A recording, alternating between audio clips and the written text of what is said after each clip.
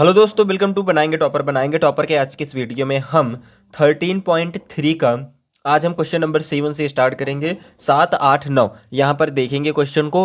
और 7 वाला क्वेश्चन को चलिए स्टार्ट करते हैं जल्दी से। और आपको टेलीग्राम चैनल का लिंक आपको डिस्क्रिप्शन में मिल जाएगा, वहाँ से आप टेलीग्राम चैनल को भी ज्वाइन कर लेना। और चैनल पर नए हो तो प्लीज़ सब्सक्राइब कर लेना, क्योंकि आपके लिए ही इंपॉर्टेंट वीडियोज़ वगैरह और लेक्चर वगैरह आते रहते हैं। चलिए आज की इस वीडियो की शुरुआत करते हैं। हे गाइस, मेरा नाम अर्पित है। आज की इस वीडियो की शुरुआत करते हैं।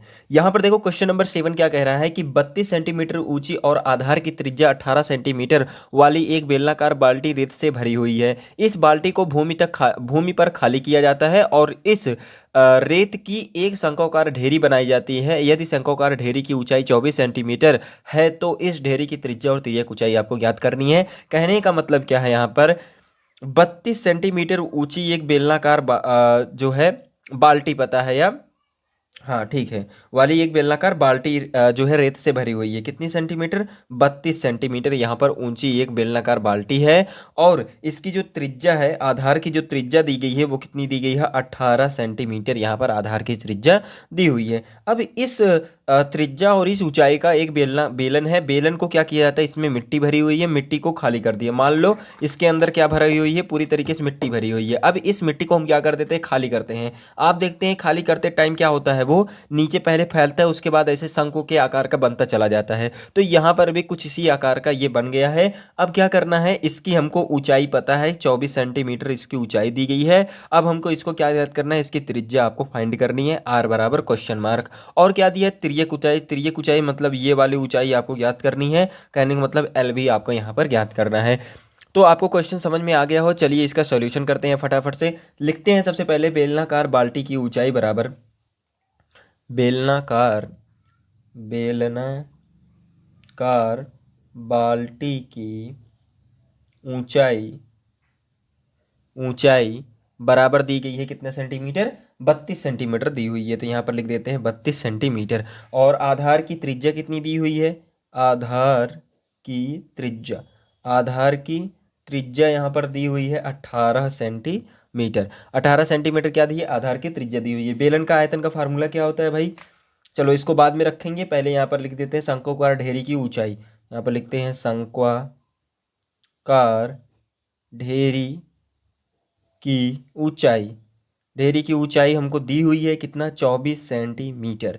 और साथ ही साथ क्या दिया है, शंक्वाकार ढेरी की त्रिज्या आपको ज्ञात करनी है। तो यहाँ पर शंक्वाकार ढेरी की त्रिज्या त्रिज्या आपको चाहिए, तो यहाँ पर त्रिज्या को हम क्वेश्चन मार्क कर देते हैं। और यहाँ पर हम जानते हैं भाई, जितना आयतन इसका होगा भाई, जितना भाई इसके अंदर मिट्टी होगा उतनी ही मिट्टी यहाँ पर भी आएगी। मतलब इसका जितना आयतन होगा उतना ही आयतन इसका होगा, मतलब दोनों का आयतन बराबर होगा। तो यहाँ पर लिख देते हैं कि जो बेलन का आयतन बराबर होगा शंकु के आयतन के। तो यहाँ पर लिखते हैं बेलन का आयतन बराबर हो जाएगा शंकु के आयतन के। अच्छा, यहाँ पर एक बात और लिखना चाहो तो लिख लो कि इसके जितने ढेरी के अंदर मिट्टी होगी, या जितना इसके अंदर बाल्टी भरी होगी होगी रेत से, उतनी ही रेत क्या होगी, इसके अंदर भी भरी होगी। मतलब यहाँ पर लिख सकते हो कि बेलन के अंदर भरा रेत बराबर होगा शंकु के आकार का बना रेत के बराबर होगा, मतलब साइज के बराबर होगा। इसको लिख सकते हैं आप, ठीक है ना। अब हम क्या करते हैं, यहाँ पर सॉल्व करते हैं कि बेलन का आयतन फार्मूला क्या होता है, पाई आर स्क्वायर एच। और शंकु के आयतन का फार्मूला क्या होता है, 1/3 पाई आर स्क्वायर एच। नहीं याद हो भैया, रुको हम दिखाते हैं आपको। अरे यार, मेरा पन्ना कहाँ चला गया जिसमें मैंने लिखा था? हाँ, ये रहा। हाँ, मैंने यहाँ पर बताया था ना कि देखो शंकु के आयतन का फार्मूला।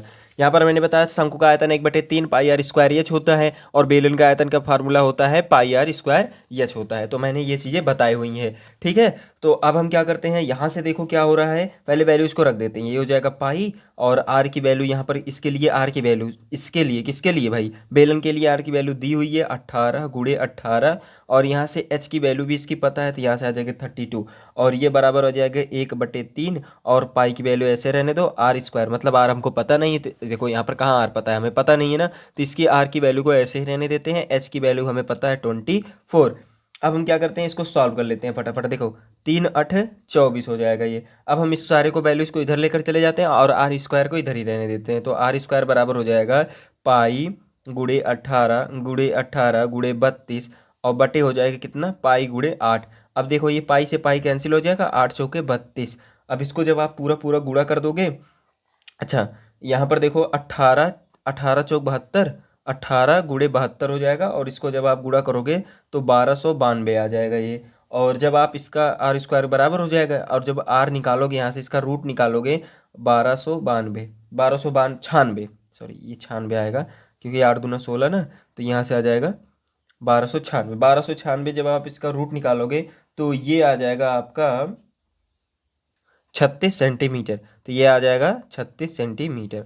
तो यहाँ से आपने क्या कर दिया, आर की वैल्यू को फाइंड कर लिया। अब इसमें क्या कह रहा है कि भाई एल की वैल्यू फाइंड करके बताओ भाई कैसे होगा। तो यहाँ से एल बराबर क्या होता है, हम जानते हैं ना, अंडर रूट कितना होता है, h square plus r square, यही तो फार्मूला होता है। अब यहाँ से हमको एच पता है 24 का स्क्वायर, और आर की वैल्यू पता चल गई यहाँ से 36 सेंटीमीटर, तो यहाँ से हो जाएगा 36 का स्क्वायर। और यहाँ से हो जाएगा 24 का स्क्वायर करते हुए कितना आता है, 24 का स्क्वायर करो 576, और इसका जब स्क्वायर करोगे देखो यहाँ पर था ना 1296, तो ये आ जाएगा 1296, और दोनों को जब ऐड करेंगे तो यहाँ से आ जाएगा 1872। और जब इसको आप सॉल्व करोगे तो अच्छा इसका हम पहले क्या कर लेते हैं, लासान ले लेते हैं। लासान निकालेंगे तो ये आ जाएगा 2 × 2 × 2 × 2 × 3 × 3 × 3। तो यहाँ पर देखो 2 2 का जोड़ा बनाकर जो जो जोड़ा बन रहा है उसे बाहर निकाल लो। तो यहाँ पर देखो 2 × 2 × 3, और अंडर रूट 3, यहाँ से आ जाएगा 2 2 4 3 12 अंडर रूट 3। मतलब जो इसकी यल आई वो कितनी आ गई, यल मतलब तिर्यक ऊंचाई जो वही आ गई कितना,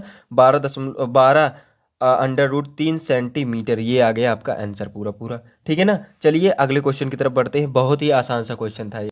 नेक्स्ट क्वेश्चन है आपका क्वेश्चन नंबर 8। यहाँ पर दिया है 6 मीटर चौड़ी और 1.5 मीटर गहरी एक नहर में पानी जो है 10 किलोमीटर प्रति घंटा की चाल से बह रही है।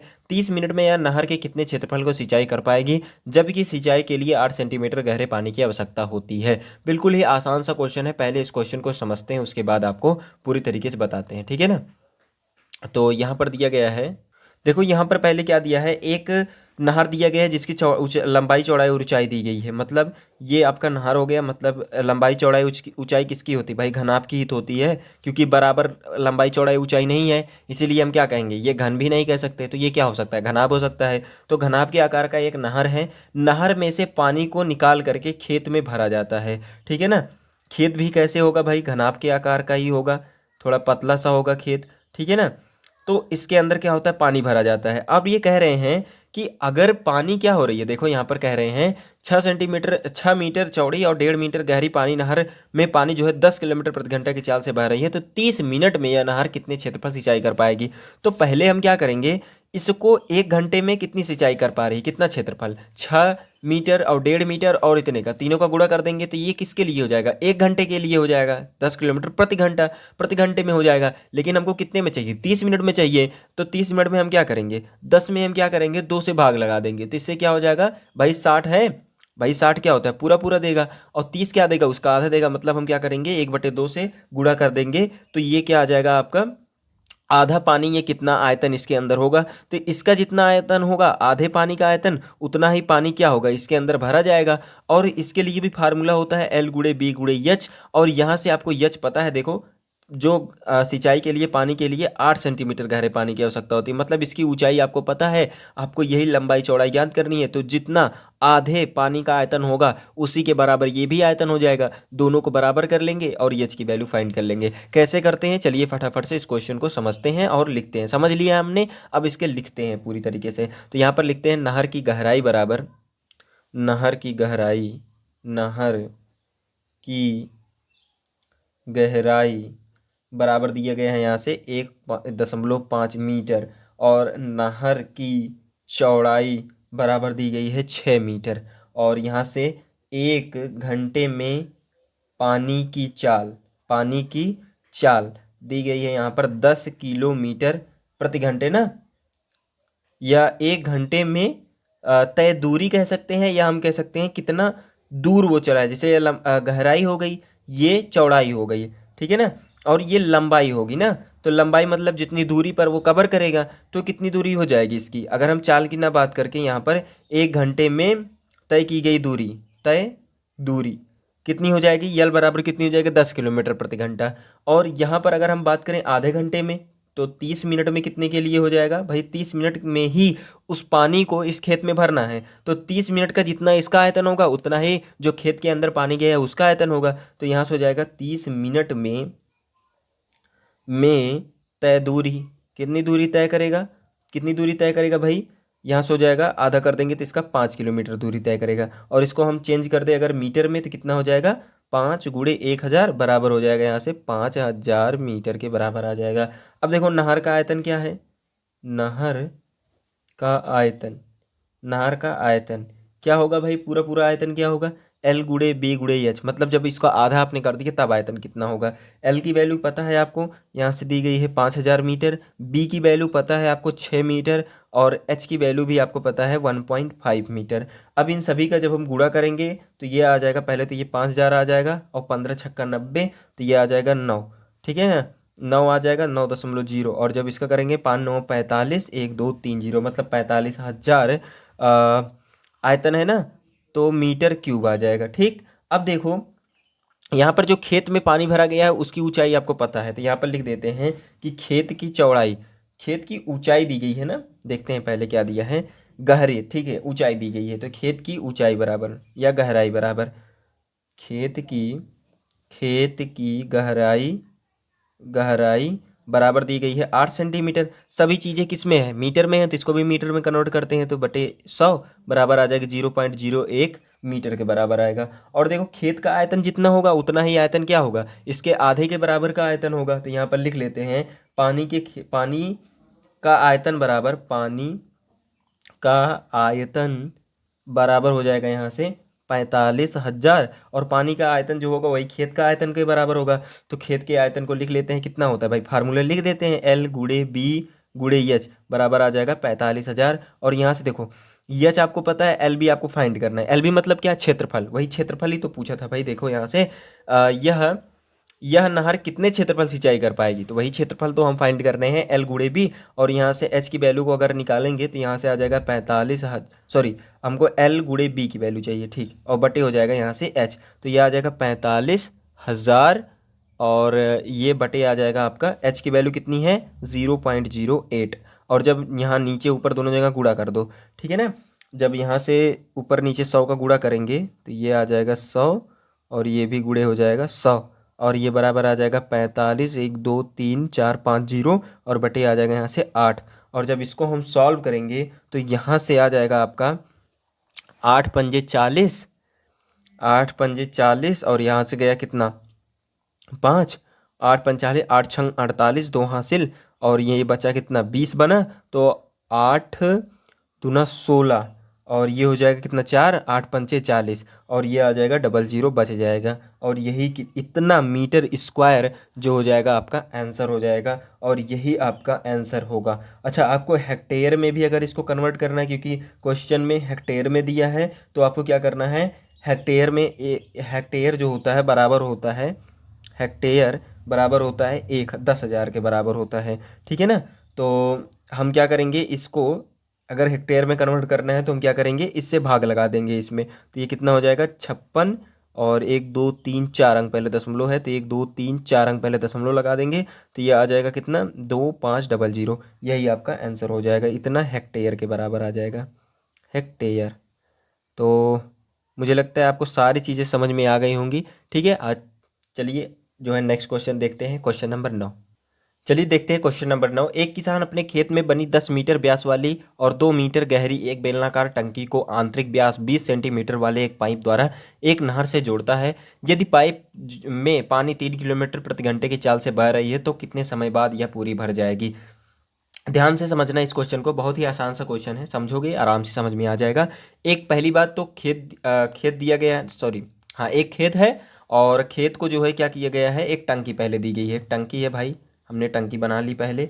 उसके बाद क्या किया, इस टंकी को भरने के लिए एक पाइप लगाया गया है, क्या किया गया है, एक पाइप लगाया गया है जिससे ये टंकी भर जाए, ठीक है।